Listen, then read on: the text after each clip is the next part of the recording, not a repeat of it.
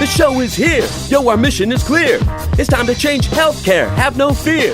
Today is the day. This is the hour. Together, you know we've got the power. Drop the silos. We're all the same team. Patients, docs, nurses, tech, and marketing. How can anyone be satisfied with the way things have always been? Yeah, we've tried. So join us now. Join the revolution. Digital health is the evolution. Status quo, more like status no. Yeah, this is the healthcare rap. Y'all come on, let's go. New choices, new platforms, new care models. In the healthcare of tomorrow, consumers win. But who will design it? What will it look like? And how long will it take? We're here to answer those questions with some provocative thinking about how to create the healthcare that people actually want. Ready to roll up your sleeves, look at the world a little differently, and explore the frontiers of consumer health together? Join us. This is the Healthcare Wrap. Hey, welcome back. I'm Jared Johnson, ready to share some more provocative thinking about building the healthcare of tomorrow. This season, we're attempting the deepest dive that's ever been done on the disruptive organizations that are likely to impact the experience of healthcare consumers for years to come. For more provocative thinking, we hope you'll follow us and check out our previous episodes, all 200 of them. This show is produced by Shift Forward Health, the channel for changemakers. Subscribe to Shift Forward Health on your favorite podcast app, and you'll be subscribed to our entire library of shows. One subscription, all the podcasts you need, and it's all for free. So here's what's going to go down today. We have the flavor of the week about TikTok's parent company acquiring a chain of hospitals. Is this a countermove to Amazon's acquisition of One Medical, and do we have any indication that it will benefit consumers? I'll talk about that. Then Dr. Thomas Cornwell is in the house to share VillageMD's vision for healthcare at home and the major role that they see it playing in their primary care strategy. Dr. Cornwell is the National Medical Director of Village Medical at Home, and he shares with us why home-based healthcare has such a bright future ahead. It's time to dive right in. Are you ready? Let's go.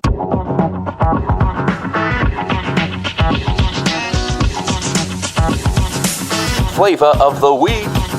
Well, it didn't take long for other big tech to make counter moves to Amazon on a global scale. TikTok's parent company ByteDance has acquired a chain of hospitals in China for roughly $1.5 billion. The company now owns AmCare Healthcare, which includes 7 women's and children's hospitals, 2 integrated clinics, and 5 postpartum centers spanning from Beijing to Shenzhen. Besides TikTok, ByteDance has invested in other sectors from cleaning robots to coffee and hot pot chains. According to Vice.com, ByteDance's step into healthcare began in 2020 when it acquired a medical knowledge platform called ByChemi.com and established its own healthcare app later that year known as Xiaohe Health. Xiaohe competes with Alibaba and Ping An in online consultations, hospital appointments, and wellness services. Is this a countermove to compete with Amazon and other big tech in healthcare now at a global scale? Maybe. ByteDance's market cap has shrunk due to a global tech sell-off, and it may be seeking growth in new areas. Now, that part wouldn't make news on its own, but TikTok's parent company now owning brick-and-mortar healthcare facilities is pretty fascinating. There isn't any indication yet, though, about their healthcare roadmap beyond this acquisition. The other countermove that came within 24 hours of the ByteDance story was CVS Health indicating its desire to purchase Signify Health, a company that helps health plans and providers with in-home care, which has a current market value of roughly $4.7 billion. And yes, that sounds remarkably close to the $3.9 billion purchase price for One Medical. We'll see if the Signify deal materializes, but at least it makes sense on paper, especially given CVS's roadmap and vision for becoming a major player in primary care. So compared to that and Amazon's move, ByteDance's announcement has me shaking my head a bit. There's nothing indicating to me that they have the desire or ability to improve much from a consumer standpoint. So this one to me is more of a wait-and-see move at this point. What it does tell me is to follow the money. The real trend here appears to be how to regain shareholder value, and if more players outside the US see traditional healthcare as being ripe for disruption in a way that helps their balance sheet, we're likely to see more players join the fray. And it isn't yet clear if all of those players have consumers' best interests in mind, or whether this is just a giant global chess match. Knowing that more players could come out of the woodwork and make major acquisitions to compete with traditional health systems tells us that we have work to do. Hospitals might soon be competing with even more big tech with big pockets looking to make a splash. Healthcare organizations everywhere need to be playing offense and defense at the same time in order to compete. Keeping that front and center is another way that we'll build the healthcare of tomorrow. And that's the flavor of the week.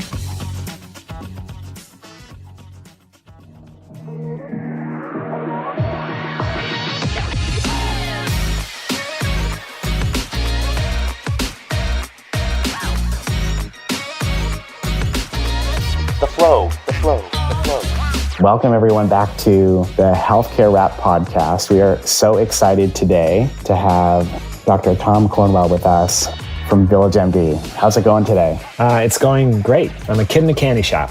Oh, fantastic. We love having physicians on the podcast. Some of the crew that we get on here are more on the administrative type like me. And so we just love to hear from the horse's mouth, if you will, from the true experts in care, and certainly get your opinion on digital health and where things are going. Maybe to start, Dr. Cornwell, to get everyone acquainted to, tell us a little bit about who you are.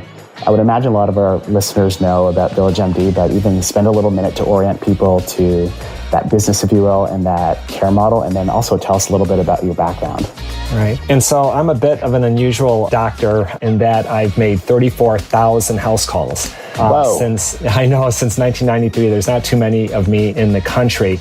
And most of that time was a struggle. You know, primary care is not easy, and doing house calls with the low volume under fee for service, where you just cannot do as many visits as you can in the office, was really a struggle.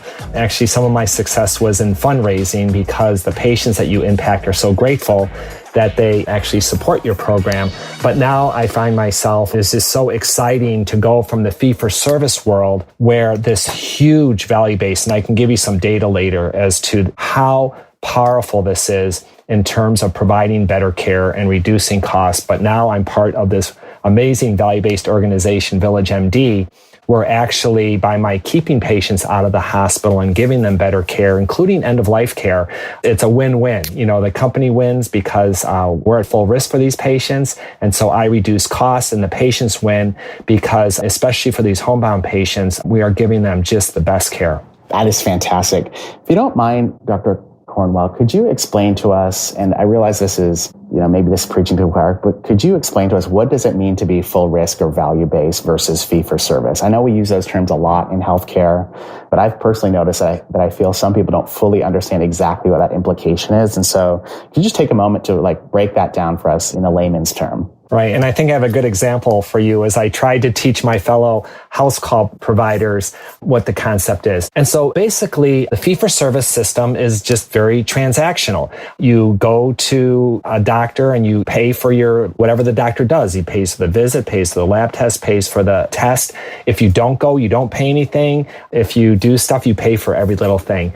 And there's no incentive on the doctor's part to have good outcome. And actually, not that this happens, what is kind of sad is that actually the sicker you get. So the more you drink, the more you smoke, the less you exercise, the worse you eat, and the sicker you get under fee for service, the richer I get, because you have to come to me for all the illnesses you get because of your behaviors. Value-based care is not tweaking the system. It is literally 180-degree different payment structure.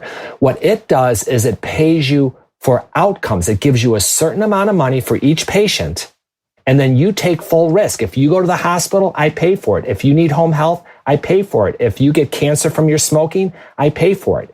So I have these huge incentives to give you better care, to prevent cancer, to get you to quit smoking, to get you to eat better. Because if you get sick, I get poorer.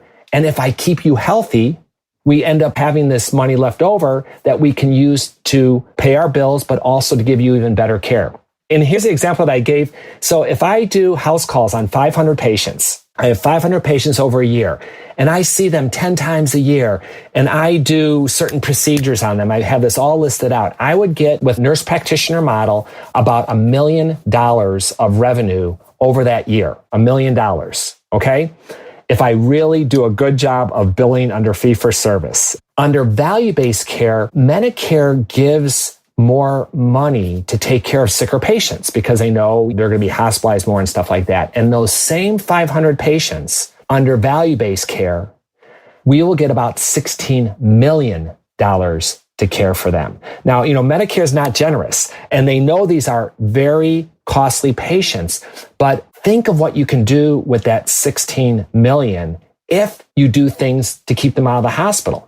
That is where the huge interest is in doing house calls, is because house calls under fee-for-service loses money, but under value-based care, when we keep all these patients at home, including allowing them to pass away at home if that is their desire. All those cost savings for doing what they want, keeping them at home, allows us to do absolutely remarkable care. Wow. I really appreciate you breaking it down that way, because I think for a lot of us who listen, and certainly in my own experience, I've always worked in institutions and for organizations that are very much in the fee-for-service model.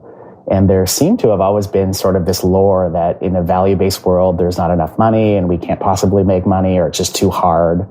But it seems like the work that you all are doing is completely proving the opposite, that this truly should be the model that we move forward with in the United States and spread around the country where best. No, it is amazing. And part of why people know about home-based primary care is mostly data, some stories, but the first data that just really drives home this value-based came from the Veterans Association. They have the largest home-based primary care program. They have about 35,000 vets now in all 50 states. But back in the middle of the last decade, or about 2005, the head of it, Dr. Tom Eads, was told he had to cut the program because they were spending $11,000 more sending doctors and nurse practitioners and behavioral health workers into the home than usual home health, the nurses and the therapists and stuff like that. So $11,000 more per vet in home care.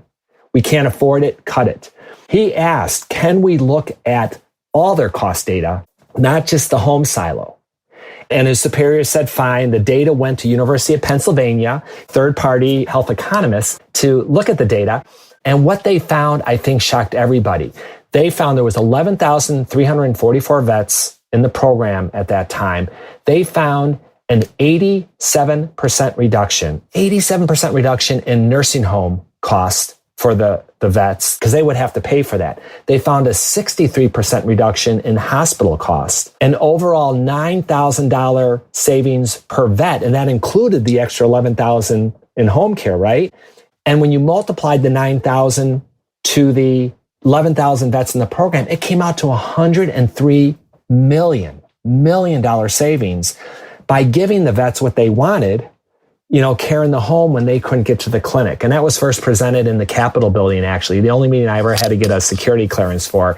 And it really brought us, in terms of CMS as well as Capitol Hill, understanding the value of house calls. And that was back in 2008. And just a lot has happened, obviously, since then.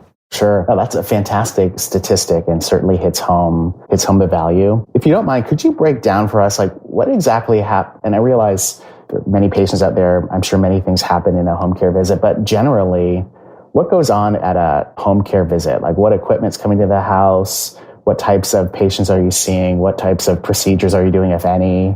I think, and the reason why I ask is there's a lot of conversation in the health innovation world about hospital at home, bringing healthcare to home, but I don't think it's always clear, what are the types of things that are happening in the home? And so I'd love to, if you could spout on that for a minute, give us your vision of what can go down in a house. Right. And so I now have programs in Phoenix and Houston, Atlanta, Kentucky, Indiana, Detroit, Chicago, Rhode Island. We're moving into Orlando and Tampa and Denver. And my point with that is everywhere where we practice, there are X-ray services that come to the home. There are ultrasound services where we can do things like echocardiograms or diagnose blood clots. When I started, I was part of this program called CallDoc, where I actually had this van that had this is back in 1993, before digital x-rays. And so we actually had an x-ray processor in the van where we could actually develop x-rays in the driveway. And yeah, it was remarkable, and just remarkable patient stories came from that. And so technology is part of what's really brought back the modern day house call, because with the miniaturization of blood instruments and all that stuff, you can do, in fact, I can do more in a home than most primary care practices do in their office. Most offices now don't do x-ray, right? You have to get the order and then go somewhere. Okay, is that kind of insane? And so it really is amazing. And then in terms of what can be done, and so you did talk about hospital at home, but that is for a very small subset of the at-home population. And just like we know there's a shortage of primary care generally in our country, and primary care is where the money's at, because when you have a primary care doctor, it has been shown your health outcomes are going to be better and your costs are going to be lower. And the same thing, I think, in the home. By emphasizing primary care, hopefully if I do my job well, not only will they not need a hospital, but they will not need a hospital at home program as much because of the work. And maybe the last thing I'll say about that, again, just another thing that drives this home is the last 10 years of my career were at Northwestern. I was part of this wonderful community hospital, Central DuPage Hospital, that supported me since 1997. But a huge part of what we do, our average age patient are 80, a third over 85, and these are mainly sicker homebound patients. And about 20 to 25% of my patients in my previous practice would pass away. And so since between 2003 and 2019, we had over 3,000 patients pass away, and 75% passed away at home, which is what they wanted, And so a large part of what we do is also palliative care, where you really find out what your patients want. If our patients wanted to be in the hospital and they felt like their family would have a difficult time having them at home, fine.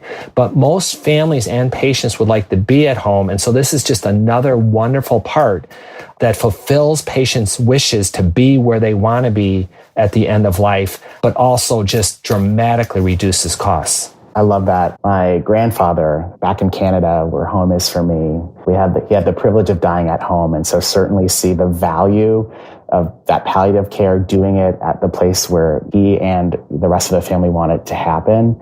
And what I also really appreciate about what you're saying is really you're getting down to patient preferences, which so much of the work that I do now as my day job is helping health systems understand that patients should have preferences beyond just, hey, do you want a virtual visit or an in-person visit? But where care is actually delivered increasingly is becoming part of that equation as well. And so I think that's fantastic that you all are manifesting that level of care in health systems. No, I mean, you talk about right care, right time, right place. We say things like that, but it's the right place if it works for us kind of thing. It's not that consumerism that you're talking about. And that's exactly, what this is. It truly is, we'll do it in the office, we'll do it telehealth, or we'll do it at your home, depending on what's best for you. Yes. Stay tuned for more provocative thinking after the break.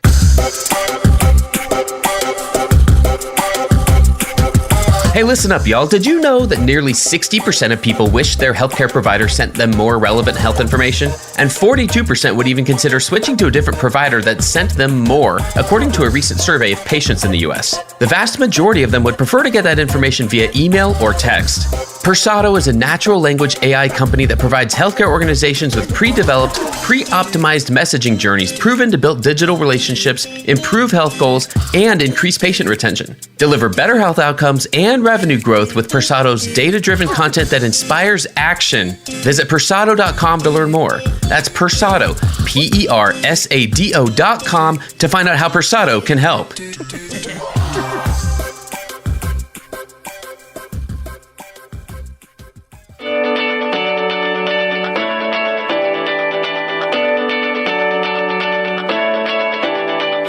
Justin Knott here with the Patient Convert podcast, your weekly dose of healthcare marketing growth strategies, co-hosted by Justin and Kelly Knott. This is perfect for physicians, practice owners, healthcare entrepreneurs, and healthcare executives. We are breaking down what practices and healthcare organizations should be doing to grow, reach, and retain patients. There's so much confusion and so many options out there around what you should be focusing on to grow your practice, and we're breaking down each week what really works. We're bringing real-world application, case studies, and interviews from leading growth-minded physicians and healthcare executives. So catch us weekly on your favorite listening platforms, Apple, Spotify, Stitcher, and Google.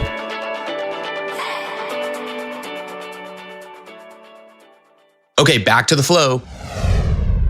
I wonder, Dr. Cornwell, if you could talk to us about this recent acquisition of Grace at Home. I assume that means that VillageMD has a vision for growing this service and sees the value of it to the point where it's either through acquisition or growing itself that it can really take off from here. Can you tell us about the acquisition itself? Like, what does that mean for VillageMD? Right. And so VillageMD as a whole has grown from 13 physicians in 2013 to over 3,000 in over 14 markets. And the great majority of that has been through acquisition. And most of our growth at Village Medical at home, there were 10 providers when I started. We are now up to 55, with 16 of those being Grace at Home. And so most have been kind of homegrown, but Grace at Home was our first acquisition of just an amazing quality program. Tammy Browning, who started it around 2009, she was actually the 2020 House Call Clinician of the Year by the American Academy of Home Care Medicine. So just a super quality program. But this is part of Tim Barry's vision. He really wants to do the right care at the right time in the right place, and really wants to expand home-based primary care across the country for our value-based patients. Right now we're focusing on the sicker patients, but his vision is, if you are a value-based patient, this gets into, Zane, your consumerism, conversation. If you are a value-based patient and you prefer your care in the home, Tim Barry wants that to happen. Love that. Tell us, Dr. Cornwell, a lot of folks that listen to our podcast here, generally come from the marketing space, like the digital health innovation space. Again, not necessarily clinicians. And so curious from your perspective, what are the technology tools that you all are using to enable this home-based primary care? I mean, obviously the physicians in the room, but are there tools that you all are using to support it? How might you be using virtual visits to support some of that in-person care? Talk to us about that. Right. Well, the big thing you want to do is reduce windshield time, we call it, right? The driving time. And so obviously virtual care reduces it by 100%. And so that is one thing. And we're trying to find, what is the sweet spot? The sickest of the sick, they need hands-on care. And I'll also tell you, I have just realized how much love impacts patients that just truly feeling cared for, which is just not as easy to do virtually. But then also one of the huge things is mapping and routing, something that providers in the office do not have to do.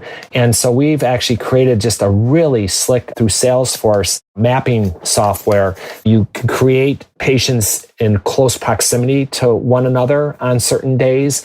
It routes it for you. If someone cancels, you can actually say who else is in this area that has an appointment in the next 2 weeks, so you can add someone on that needs to be seen. It helps with, we know where all our providers are, so if there's an urgent patient, the mapping software can tell us who's in the area.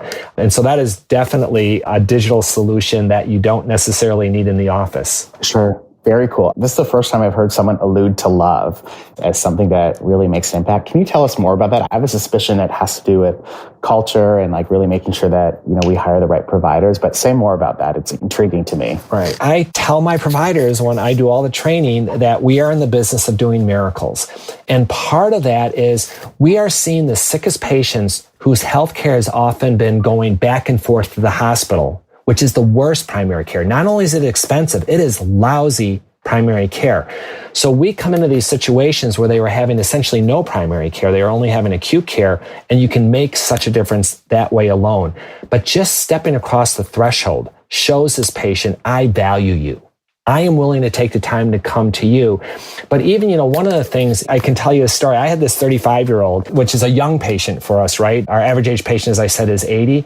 But she had spent, I first saw her in 2017 in June, and she had spent 32% of her life in the hospital in the 4 months before I saw her, 10 hospitalizations.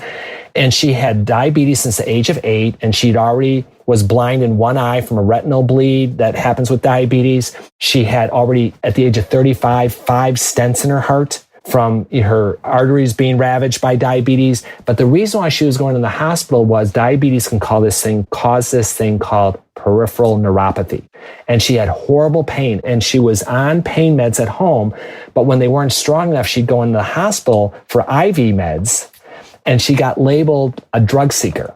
Right? And so I came to her home, and one of the questions I ask all my new patients is, tell me something you're proud of. It's part of this thing called what matters to patients, goals of care. And she said, I don't like talking about that stuff. And her husband was on the bed next to her and said, oh, come on, honey, tell him. And she goes, well, I was a 5-time national U.S. karate champion, won 2 bronzes and a silver in the Pan Am Games, and came in 7th internationals. It's not an Olympic sport. But so Dr. Cornwell did not treat her as a drug seeker. I treated her as a U.S. national karate champion. And over the rest of that year, she did go back to the hospital some. I reduced it from a third of her life to 10% of her life. But the following year, she did not go back to the hospital once. And she sent me this picture. I have this beautiful picture of her at this fall festival at a farm doing crafts. And the text message was, "Thank you, Dr. Cornwell, for giving me my life back."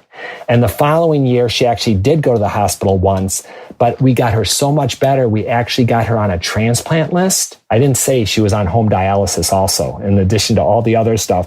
And she actually went to University of Illinois, got a pancreas and kidney transplant.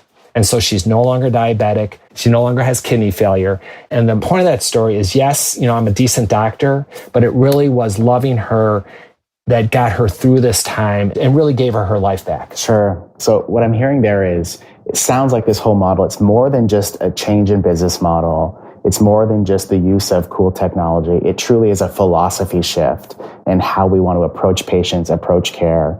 In a lot of ways, it's like going back to the old days, if you will, of that physician-patient relationship, and building those strong emotional bonds that ultimately encourage people to adhere to their care plan. Am I getting that right? No, I don't need to add to that. You nailed it, because what patient does not want to feel like their doctor cares about them like they care about their own family? And that is what we do. In fact, you kind of become part of the family.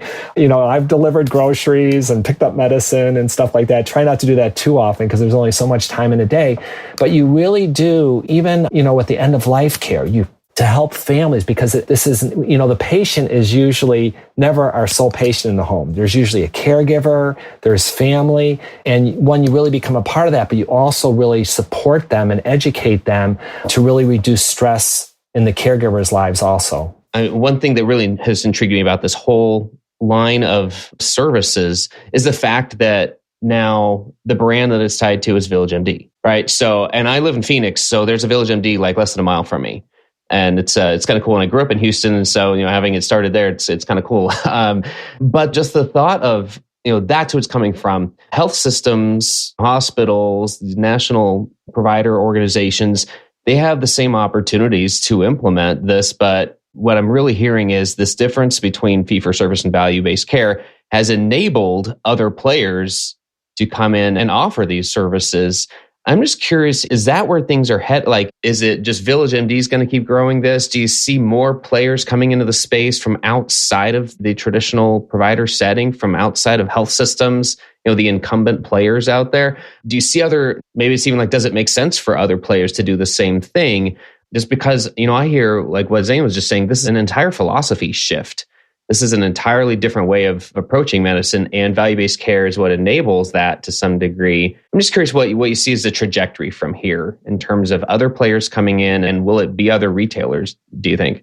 We have a lot of great company. And I'm going to actually start with, when you talk about health systems, I really think it is hard for health systems from a cultural standpoint to really do this well, because they've always been having patients in beds has been their bread and butter, and it's hard to shift that. Where you're seeing other players in this space, very successful other players in this space, they're all primary care based. Oak Street, ChenMed, Iora Health, Landmark, which is all house calls. These are primary care based, patient centric, consumer driven organizations that really meet the patient where their needs are at. And because they're at risk for bad outcomes, their huge incentives are not for patients to be in beds in the hospital. Their huge incentive is not to be in beds in the hospital. And so you can just do remarkable, innovative care.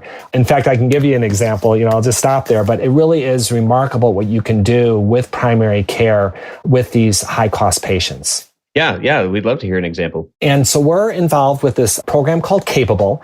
It was started at Johns Hopkins about a decade ago, and it's almost too good to be true. In fact, when we call patients with this, sometimes they even think it's a scam. What we do is, and what this program is evidence-based through Johns Hopkins, over a 4-month period, we target low income, highly complex, so multiple medical problems and functionally impaired patients. And over this 4-month period, we send in an occupational therapist, usually for 4 to 5 visits. We send in a nurse, usually for 3 to 4 visits over 4 months. The occupational therapist focuses on their functional impairments and safety in the home. The nurse focuses on all their medical problems to truly try to get them to do their 2-gram sodium diet for their heart failure, to truly avoid as much sugar in their diabetic diet. And so it is a really patient-centered intensive program. But what is too good to be true about the program is after the second occupational therapy visit, we put together a work order with the patient and bring out a handy worker with a $1,600 budget to put in grab bars in the bathroom, to put in anti-skid slips in a bathtub, to put in raised toilet seats, to put in ramps, to put in carbon monoxide and smoke detectors. When there was this freeze in Houston in 2021, we bought space heaters for patients. And just think of in healthcare how far $50 goes, right? But just think if you are in a freeze in Houston and your heater's not working, what a space heater does. Or you're in Phoenix, what an air conditioner, if your air conditioner goes out and you cannot afford a $300 window air conditioner unit, just think of what that will do for their health. And this is what we get. This is the kid in the candy shop that I talked about. This is what I get to do for my patients. The program costs about $3,000 per patient, but has shown to reduce healthcare costs by about $20,000 over 2 years. So rather than patients having a hip fracture and going to the hospital for $15,000, well, it'll be a lot more than that. We prevent the hip fractures. We prevent the dehydration. We prevent the heart failure exacerbations by truly going over their diets with them. And again, this is the new world. This is the new transformative world that we are in, where we are rewarded for providing great health. I love that. Dr. Cornwell, before I got into healthcare, I spent a part of my career in hospitality. And so I worked for the Hilton as essentially the concierge. And I'll never forget, one of the things that would drill into us is, within reason, spend whatever on any guest to make sure that they stay loyal to the brand. And so there were the days I'd be on the phone, obviously, getting them the right restaurants or the right tickets or the right hookups. And in parallel, I see a parallel to what you're describing is doing all those extra things in a lot of ways actually contributes to the health of a patient, or in our case, in the hospitality industry, the loyalty of that guest to continue to stay with us. And so really appreciate where you're coming from that perspective. Again, you nailed it. You use the word loyalty. I use the word feel cared for. The people at Hilton, they felt cared for. They felt special, right? And that's exactly what we do. And I have been amazed because most of my career, when a patient can no longer go to the bathroom on their own, when they can no longer bathe themselves, my goal was to prevent further decline. Rarely, when you can't do those things, can you get them to be able to do them again later. This program, I was amazed at how they got patients that were not able to bathe with themselves by getting special equipment in the bathroom and getting them stronger. And just think of the dignity it gives people to be able to go to the bathroom on their own. The other thing was there's this depression assessment called the PHQ-9, and you probably do that in digital health, but it's in increments of 5s in terms of like how bad you are, mild depression, moderate, high, severe. And I was literally shocked. I have never seen a study of any medicine that lowered depression scores as much as this program. And I think that gets into exactly what you said, the feeling cared for. I used the word love before, that when you invest so much in them, but again, this is such a win-win because as they do so much better, we do better economically because they don't go to the hospital. That's amazing. We used to say, actually, I think I came up with it. It wasn't for the Hilton, but my own interpretation of what does hospitality mean? To me, it's the art of making people feel welcome. And it parallels exactly what you just said. Amen. So I totally agree with that. Maybe to close us out here, because I know we're almost at time. We'd love to keep you all day. I'm sure you have patience to see. What would your advice be, Dr. Cornwell, for our listeners who, again, are very health innovation focused, passionate about solving the healthcare issues in this country? What would be some guiding principles for them that you would want to leave with them as they think about their work and solving whatever problems they have? How would you advise them broadly? Right. And so in value-based care, which is, I think, where the world is heading, the nice thing about it is you actually have a small population you can target. 5% of Medicare patients consume 50% of the cost. The top 1% of costliest patients consumes 22% of the cost at $110,000 a patient.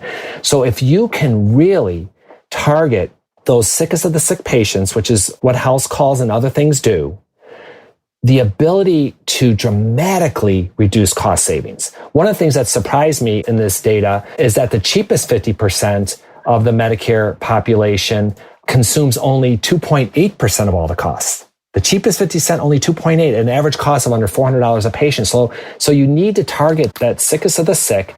And then one of the best ways to target the sickest of the sick is a lot of those patients can't get to your wonderful healthcare systems. And so if they can't get to you, you need to go to them if you want to lower those healthcare costs.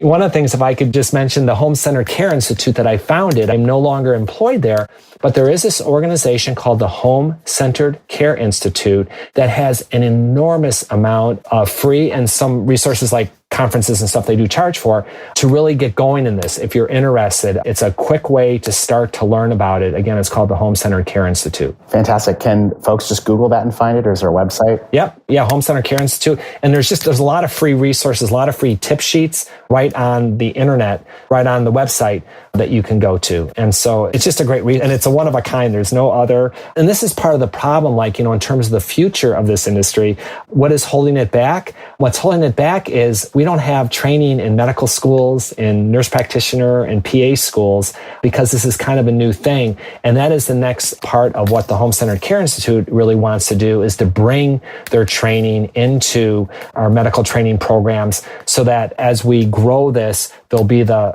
workforce pipeline to kind of make it happen. Fantastic. I know Jared and I, that's music to our ears. We spend a lot of time talking about just the educational gap, more so on like the digital and innovation side in healthcare, and how someone needs to solve for that. And it sounds like y'all have found a equally important issue on the education side. So very, very cool. No, maybe you can help them with the digital side, add some material to it. We'd be happy to, right, Jared? It's a great nonprofit. For people who want to connect with you directly, is LinkedIn the best way to do that, or just for them to follow your work and what you're doing? Yeah, LinkedIn is fine. Absolutely. Fantastic. Thanks for giving us so much to think about and helping us be aware of the good work that's happening in the home. I mean, this is nothing but encouraging to us. I mean, we love hearing this type of innovation, more choices, more ways to seek care, and the benefits that happen in our lives as a result. I mean, there's just this thing that happens in our lives when we realize there is a way for me to get better, to get well, to just have a better life. And knowing that there are different choices for that just makes a big difference. So thanks again, and stay safe. We just want to wish you the best of luck in all you're doing. Thank you guys so much. I really appreciate this opportunity to get the word out about this wonderful service. And so thank you for that. You're welcome. Happy to have you anytime. Thanks for tuning in. If you like what you heard, please spread the word. Tell your colleagues to tune in for all the awesomeness, then leave a review on Apple, Spotify, or wherever you listen. This show is produced by Shift Forward Health, the channel for changemakers. Subscribe to Shift Forward Health on your favorite podcast app, and you'll be subscribed to our entire library of shows. See our full lineup at shiftforwardhealth.com. One subscription, all the podcasts you need, and it's all for free. And remember, we might have a lot of work to do in healthcare, but we'll get there faster together. Thanks again.